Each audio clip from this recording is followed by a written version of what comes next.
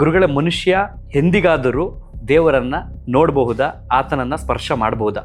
ನೀನು ಪ್ರಾಣ ಅಂತ ಹೇಳಿದ್ರಿ, ಬೆಳಕು ಅಂತಾದರೆ ನೀನೇ ದೇವರು ತಾನೆ.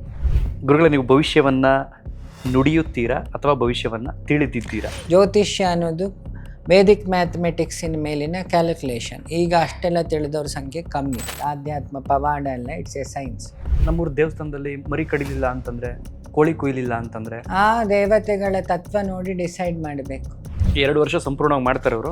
ಇದು ಅವ್ರವ್ರಿಗೆ ಬಿಟ್ಟಿದ್ದು. ವರ ಕೊಡೋದು ಮಾತ್ರ ಭಗವಂತನ ಕೆಲಸ. ಯಾರು ಮನೆಯಿಂದ ದುಡ್ಡು ಹಾಕಿ ಮಾಡೋ ರಾಜಕಾರಣಿಗಳು ಯಾರೂ ಇಲ್ಲ. ಗಾಂಧಿ ಯಾಕೆ ಅವ್ರ ಮಗನ ಕೆಟ್ಟವರಾಗಿ ಕಂಡ್ರು? ಕೊನೆಗೆ ಸ್ಕಾಲರ್ಶಿಪ್ ಬಂದಾಗ ತನ್ನ ಮಗನಿಗಿದ್ದ ಸ್ಕಾಲರ್ಶಿಪ್ ಇನ್ನೊಬ್ಬರಿಗೆ ಕೊಡಿಸಿದ್ರು.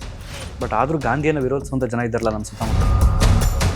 ರಾಮನನ್ನೇ ಒಪ್ಪಲಿಲ್ಲಲ್ಲ ಭಾರತದಲ್ಲಿ.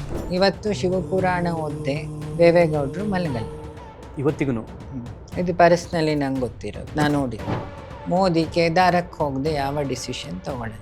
ನಮ್ಮ ಸನಾತನ ಧರ್ಮದಲ್ಲಿ ಒಂದು ಟಾಪ್ 10 ಮಂತ್ರಗಳು ಪವರ್ಫುಲ್ ಆಗಿದ್ದಾವೆ ಅಂತ ನಿಮ್ಮ ಪ್ರಕಾರ ಮೊದಲ ಮಂತ್ರ ಯಾವುದಿರಬಹುದು? ಓಂಕಾರ ಸನಾತನ ಶುರುವಾಗಿರಲಿ.